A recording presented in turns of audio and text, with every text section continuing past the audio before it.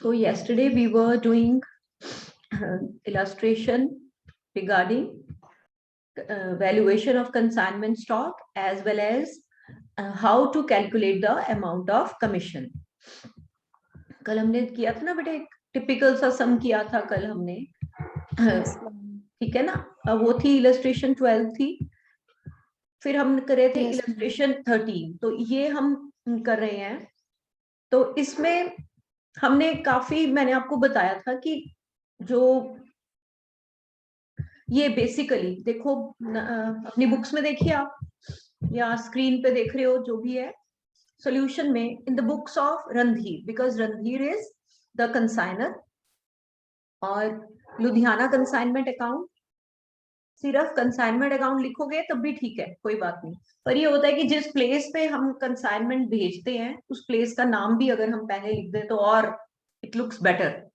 Otherwise ऐसा कुछ नहीं है कि आप प्लेस का नाम नहीं लिखोगे तो नंबर कट जाएंगे। Basically it is consignment account, ठीक है।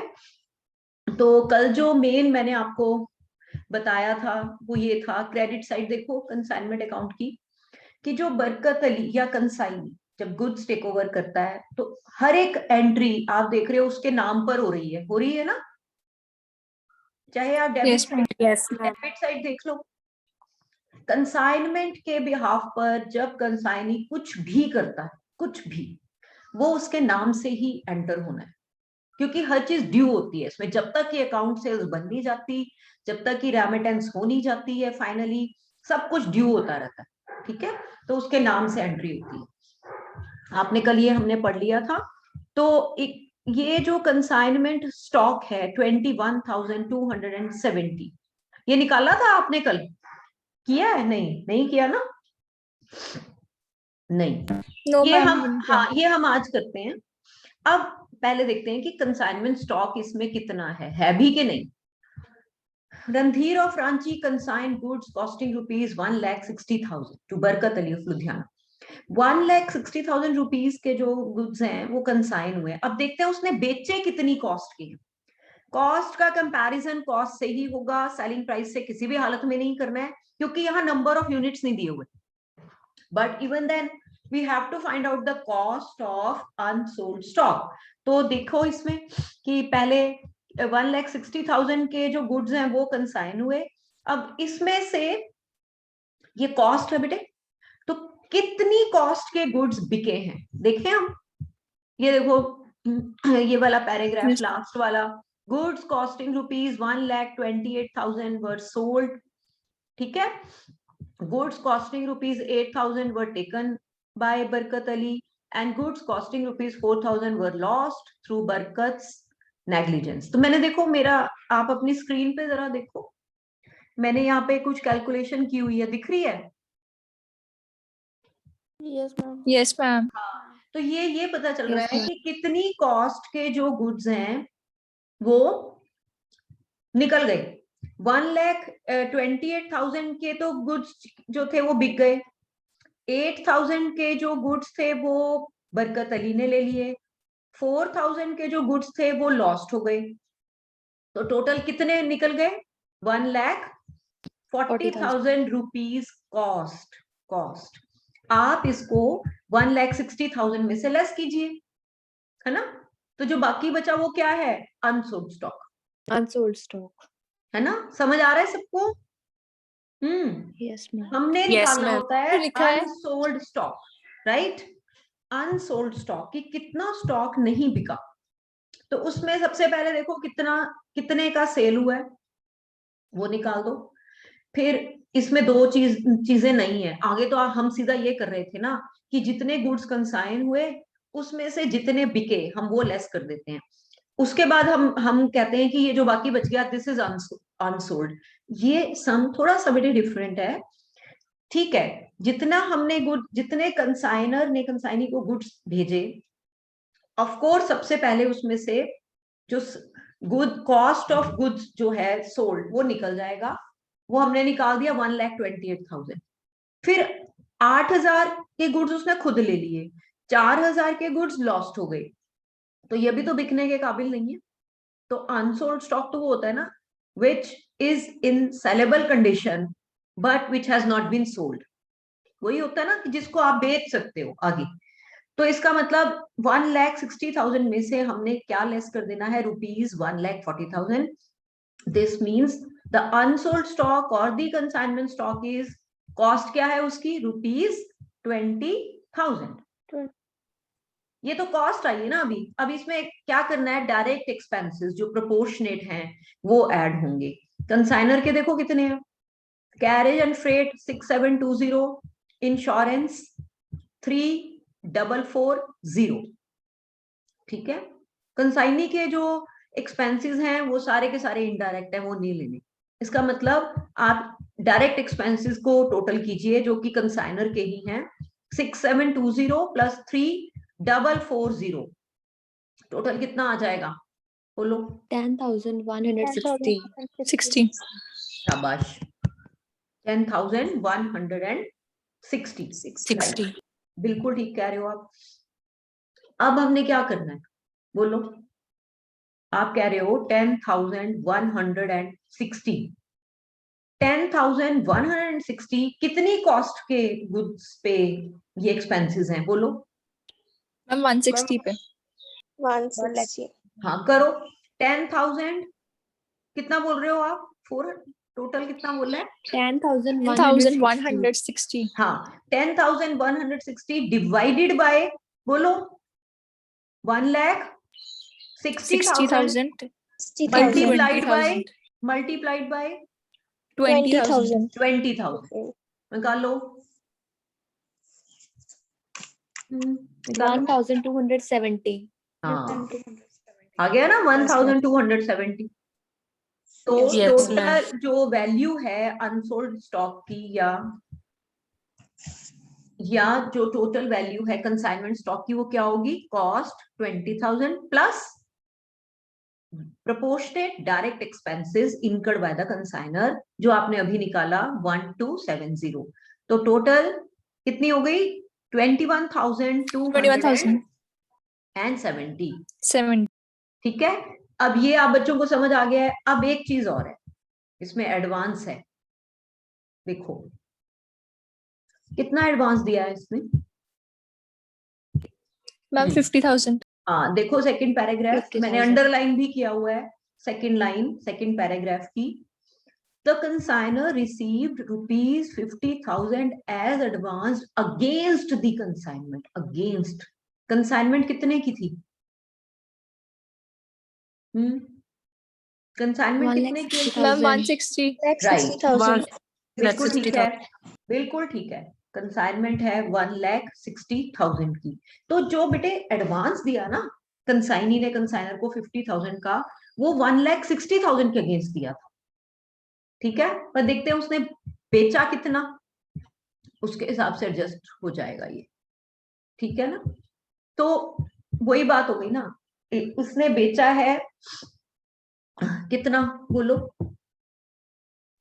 मैम 248. 2,48,000. कॉस्ट की बात कर रहे हैं हम यहाँ पे, सेलिंग प्राइस की नहीं आनी। 1,28,000. 1,28,000।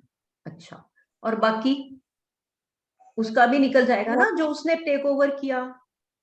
टोटल कितना बनेगा? 1,40,000। इसका मतलब जो एडवांस है वो 1,40,000 के अगेंस्ट हमने बुक्स में दिखाना है। कितना नहीं दिखाना ये बताओ, मैं उसको दूसरे तरीके से पूछ रही हूँ। कितने के अगेंस्ट एडवांस नहीं दिखाना? जो अनसोल्ड 20,000. जो अनसोल्ड, हाँ 20,000 के अगेंस्ट. 20,000 के अगेंस्ट, वो अनसोल्ड है ना, क्योंकि उसके अगेंस्ट नहीं एडवांस एडजस्ट हो सकता। वो आगे अगर वो 20,000 बेच देगा अगली बार तो बाकी का एडवांस अगली बार एडजस्ट होगा। ठीक है, तो ये ध्यान रखना है, बहुत ध्यान रखना है कि जब एडवांस दिया होगा वो कंप्लीट कंसाइनमेंट के अगेंस्ट होता है। हमें ये देखना है कि कितना बिक गया।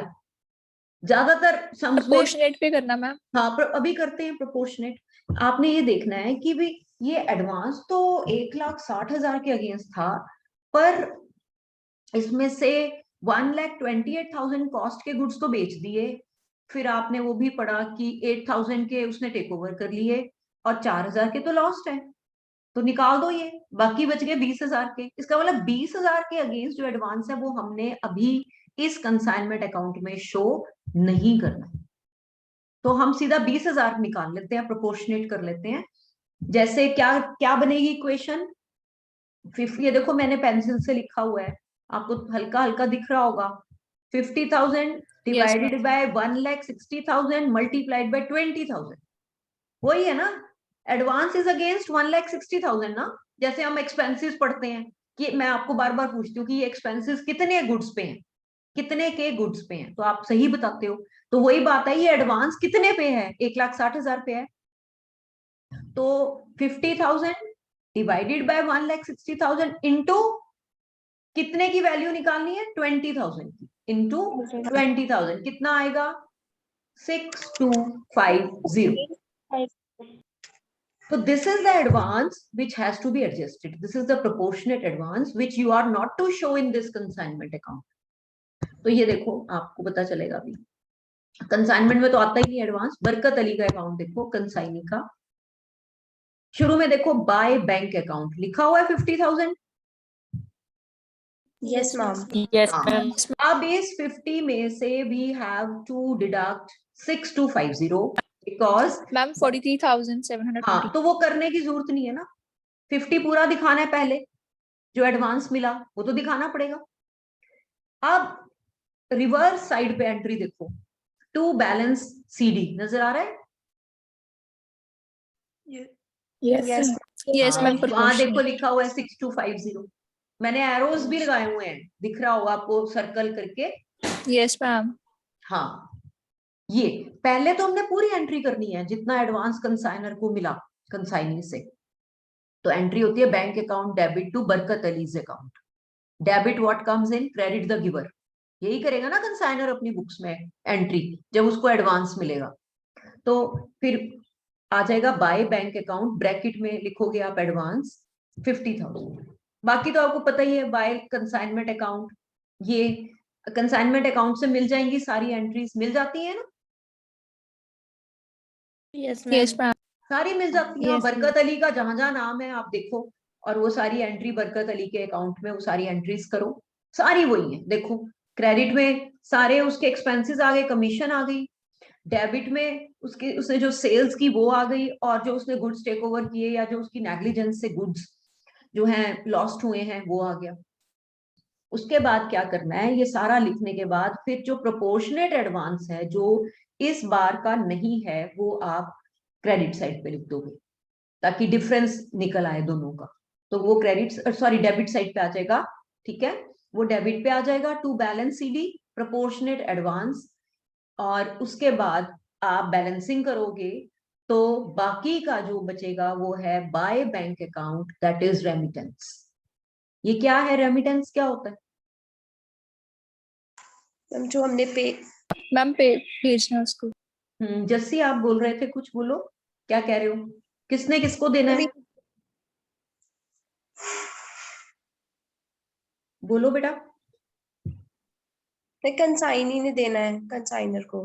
हाँ, क्या चीज होती है मैम जो मतलब जितनी उसने सेल की, जो उसमें लेस वगैरह कर दिए, सारे अपने एक्सपेंसेस थे, जो उसने एडवांस दिया हुआ था, वो सारा जो लेस करके जो अमाउंट बनती है जो उसने पे करनी होती है वो, हाँ, दैट इज दी रेमिटेंस, होता है भेजना, to remit means to send, तो इतना अमाउंट उसने भेज दिया किसको, कंसाइनर को, सारे अपने खर्चे देखो, वैसे आप ध्यान से देखो, सारे बच्चे ध्यान से देखो कि सेल्स उसने 2,48,000 की थी, पर उसने 2,48,000 नहीं भेजा है, उसमें से पहले उसने अपना प्रोपोर्शनेट एडवांस काट लिया, फिर उसने अपना खर्चे काट लिए, अपना कमीशन काट लिया, समझ आ रही है ना बात, और फिर अल्टीमेटली जो बचा वो जो भी है, क्योंकि इसमें गुड्स टेकन ओवर भी हैं, गुड्स लॉस्ट भी हैं जो उसको बियर करना है, तो सब कुछ लेस करने के बाद जो बचता है that is 2,04,330, this is the amount which the consignee will remit to the consignor. और अकाउंट सेल्स में ये सारा जो हमने परफॉर्मा किया था, याद है अकाउंट सेल्स का, उसमें ये सारा कुछ हाँ लिखा होता है। अब एक और अकाउंट बनता है कंसाइनर की बुक्स में, आपको पता है, goods sent on consignment account, by Ludhiana consignment account 1,60,000। तो आप इसको, हमने पढ़ा है कि हमने हमेशा एक ही आप लेके चलिए कि परचेजेस में नहीं हमने इसको ट्रांसफर करना, बैलेंस को हमने इसको ट्रांसफर कर देना है ट्रेडिंग अकाउंट में। टू ट्रेडिंग अकाउंट 1,60,000 बंद कर, कंसाइनमेंट अकाउंट बन गया, आपने इसको क्लोज कर देना है, goods sent on consignment account. ठीक है बेटे, समझ आ गया ये? Yes ma'am. Yes ma'am. Yes ma'am. Illustration 14 हमने नहीं करनी है, इलस्ट्रेशन 15 इसमें भी मैंने लिखा कुछ कैलकुलेशंस की हुई है। On 1 September 2008 goods of the value of rupees, फिर देखो यहाँ पे रुपीज में है, देख रहे हो, यूनिट्स में यस नहीं मैम। है। यस बस यस मैम। कोई फर्क नहीं पड़ता है हमें इन चीजों का, यूनिट्स नहीं दिए तो रुपीज कॉस्ट तो दी हुई है ना, तो फिर वो जैसे अभी हमने पिछला सम किया, ये भी ऑलमोस्ट वैसा वैसा। On 1 September 2008, goods of the value of rupees 2,64,000 were consigned by Ram of Bangalore to his agent. इसके बाद फुल स्टॉप तो नहीं है बुक में? मैम है। काटो फिर उसको, काटो उसको। To his agent Radhe of Calcutta, इसके बाद फुल स्टॉप लगा हुआ है, वो ठीक है। एजेंट के बाद नहीं आना बेटे, लाइन कंटिन्यूड है। Ram paid insurance and other forwarding charges amounting to rupees 10,000. ठीक है। Radhe was allowed rupees 2,000 being establishment cost. ठीक है। He was entitled to 5% commission on gross sales. Gross का मतलब total sales. And an additional 3% del creditor commission. अब यहाँ पे लिखा नहीं हुआ कि del creditor commission, हाँ लिखा हुआ है, sorry, del credit commission on credit sales only, आगे लिखा हुआ है। ठीक है, ठीक है, पढ़ा है ना ध्यान से? हाँ, मान लो ये आगे ना लिखा होता ऑन क्रेडिट सेल्स, फिर आप 3% किस पे देते? कॉस्ट, टोटल सेल्स पे बेटे, कॉस्ट पे नहीं। कमीशन कॉस्ट पे थोड़ा मिलता है, कमीशन उसको बेचने का मिल रहा है, ठीक है ना। तो फिर अभी कल तो हमने सम किया था कि सारे इकट्ठे मिला दिए थे हमने, 8% बन गया था उसका कमीशन, 5% नॉर्मल था, 2.5% उसका ओवर राइडिंग था, भूल गए, 0.5% डेल क्रेडिटर था, तीनों को इकट्ठा किया था ना 8%। Yes ma'am. पर यहाँ इकट्ठा नहीं कर सकते, यहाँ 5% और 3% जी चलो हम इकट्ठा लगा देते हैं ग्रॉस सेल्स पे। पूरा ध्यान से पढ़ना है, 5% कमीशन ग्रॉस सेल्स पे टोटल पे, और जो 3% डेल क्रेडिटर है वो सिर्फ क्रेडिट सेल्स पे, दोनों अलग अलग निकालने पड़ेंगे। Radhe made an expense of 2040 as landing charges, ये डायरेक्ट होते हैं, ठीक है ना, लैंडिंग चार्जेस डायरेक्ट होते हैं। 3/4 of the goods were sold at 1/3 profit on cost. बड़ा इंटरेस्टिंग है ये सब। 3/4 of the goods, 3/4 कितना निकालो? 2,64,000 का, ये देखो दिख रहा है मेरा, ये करा दिखा हुआ यहाँ पे आपको नजर आ रहा है? Yes ma'am. 2,64,000 का 3/4 कितना आएगा? Rupees 1,98,000, right? समझ आ गया कि 1,98,000 कॉस्ट के जो गुड्स हैं वो हमने बेचे हैं 1/3 प्रॉफिट ऑन कॉस्ट। अगर आप 1,98,000 का 1/3 निकालोगे वो 66,000 आएगा, आएगा कि नहीं? 66,000। राइट, तो ऐड कर दो, 1,98,000 में 66,000 ऐड करो, कितना आएगा? 2,64,000। Yes ma'am. यही आएगा ना, 2,64,000। अब आगे पढ़ लो, half of which were credit sales, इसकी आधी क्रेडिट सेल्स हैं, तो 2,64,000 का आधा होता है 1,32,000, ठीक है। इसका मतलब 1,32,000 कैश सेल्स हैं एंड 1,32,000 क्रेडिट सेल्स। आ गया समझ में ये? Yes, ma'am. Yes, ठीक ma'am. है, बाकी ये सम बहुत इजी है। अभी पहले तो ऐसे करो कि मुझे कमीशन निकाल के बताओ उसका, कमीशन निकाल के बताओ कितना मिलना है उसको commission. 5% wholesale. 3% calculated commission, 5% commission on total चलो sales. 5% कमीशन टोटल पे मिलना है और 3% क्रेडिट सेल्स पे निकालो। ये नहीं, बुक से नहीं करना है, ऐसे थोड़ा सा करो अपने आप कॉपी पे। मैम तो कमीशन आया 5%, 13,200. टोटल 5% टोटल सेल्स पे Yes, ma'am. Yes, ma'am. Yes, ma'am. और 3% क्रेडिट सेल्स पे निकालो। 1,32,000 का 3% निकालो। 3,960. कितना आ रहा Yes, है बेटे? ma'am. 3,960. शाबाश, टोटल करो। टोटल 3,960. टोटल करिए, टोटल कीजिए।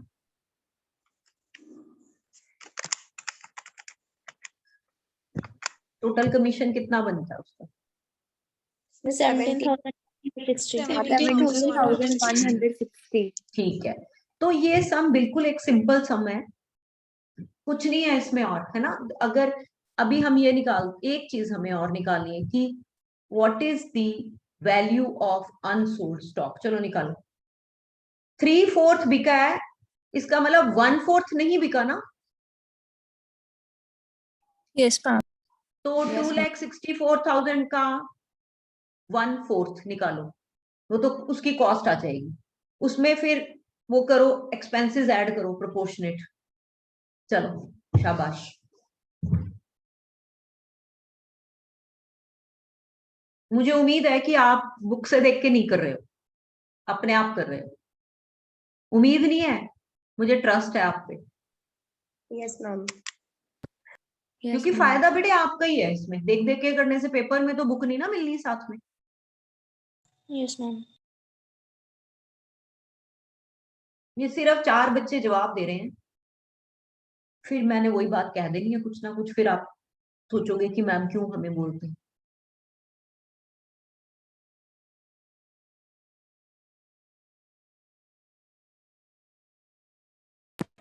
मैम जो स्टैब्लिशमेंट कॉस्ट है राधे की, वो वो इनडायरेक्ट डायरेक्ट होती है? इनडायरेक्ट। Okay ma'am.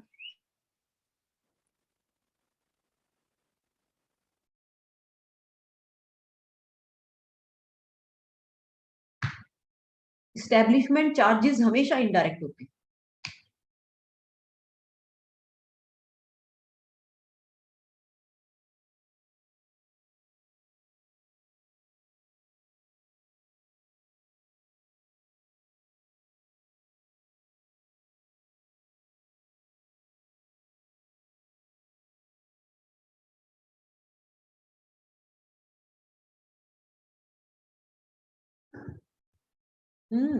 कर लिया।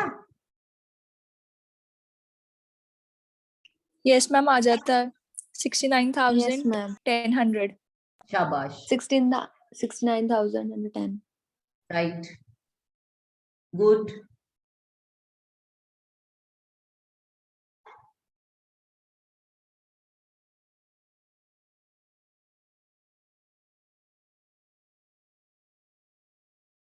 देखो अगर इस चैप्टर को अच्छे से करोगे ना तो डिपार्टमेंटल अकाउंट्स करने में प्रॉब्लम नहीं आएगी। कुछ चीजें इसमें ऐसी हैं जो वहां पर भी कॉन्सेप्ट यूज होना है, तो इसको बहुत अच्छे से समझो। ये सारी चीजें जो अब आप कर रहे हो, कि अनसोल्ड जो है वो चीज आपको अच्छे से आनी चाहिए कि उसकी वैल्यू कैसे निकालते हैं। बाकी स्टूडेंट्स ने कर लिया? Yes, ma'am. Yes, ma'am. Ma'am. अगर अभी भी, चलो मैं भी देखूं नीचे सॉल्यूशन में, मैंने तो देखा ही नहीं है। हाँ अच्छा, बस ये पूरा है नहीं, इसके आगे तो है भी। मैं बुक लेके आई हुई हूँ आज, देखती हूँ इसके बाद कौन सा सब है। मैं फिर पीडीएफ बनाऊंगी। हमने कौन सी इलस्ट्रेशन की थी अभी? 15th ना? Yes, Yes, ma'am. बेटे मैं सभी से पूछ रही हूँ, Yes, ma'am. आप Yes, सबने कर ma'am. लिया? किसी ने Yes, ma'am. पूछना है तो अभी मुझे पूछ लो फिर। क्योंकि नेक्स्ट पीरियड में हम लॉस ऑफ स्टॉक करने वाले हैं, नॉर्मल एंड एबनॉर्मल लॉस, ये भी मतलब काफी इंपॉर्टेंट, काफी ज्यादा, क्योंकि अभी तक जैसे ट्रेंड रहा है एग्जाम में क्वेश्चन अगर कंसाइनमेंट का आता है तो फिर बेटे लॉस वाला आता है सब। अभी आपने ये सीखा है कि कमीशन कैसे निकालते हैं, how to calculate the value of consignment stock. Now you will learn कि how to find the value of loss. जैसे बिल्कुल सिमिलर होता है, जैसे अनसोल्ड स्टॉक की वैल्यू निकलती है ना, वैसे ही लॉस की वैल्यू निकलती है। जैसे मैं कहूं कि 15 यूनिट्स अनसोल्ड थे, तो आपको निकालना आता है ना, 15 यूनिट्स की वैल्यू निकालनी आती है ना अब। Yes ma'am. Yes, तो अगर ma'am. मैं कहूं कि 15 यूनिट्स जो है ट्रांजिट में लूज हो गए, लॉस्ट हो गए, तब भी वैसे ही निकलना है, वही डायरेक्ट प्रोपोर्शनेट डायरेक्ट एक्सपेंसेस डालने हैं कंसाइनर और कंसाइनी के, वैसे ही निकलना है बिल्कुल। ठीक है, तो ये मैं इसको भी फोटोज खींच के बनाती हूँ, अभी मेरा पीरियड है एमकॉम का, उसके बाद करती हूँ। फिर हम नेक्स्ट पीरियड में लॉस ऑफ स्टॉक आज पढ़ेंगे, नॉर्मल एंड एबनॉर्मल लॉस। ठीक है, ये चैप्टर थोड़ा सा बड़ा है, इसमें थोड़ा सा टाइम लगता है, पर ये है कि एक बार समझ में आ जाए तो फिर मजा भी बड़ा आता है इसको करने में, इसके सम्स, और उसके बाद थोड़ा डिपार्टमेंटल अकाउंट्स आपके लिए इजी हो जाएंगे थोड़े से। ठीक है, चलो फिर नेक्स्ट पीरियड में करते हैं। ठीक है बेटे, Thank you, ma'am. Thank you, ma'am. Thank you, ma'am.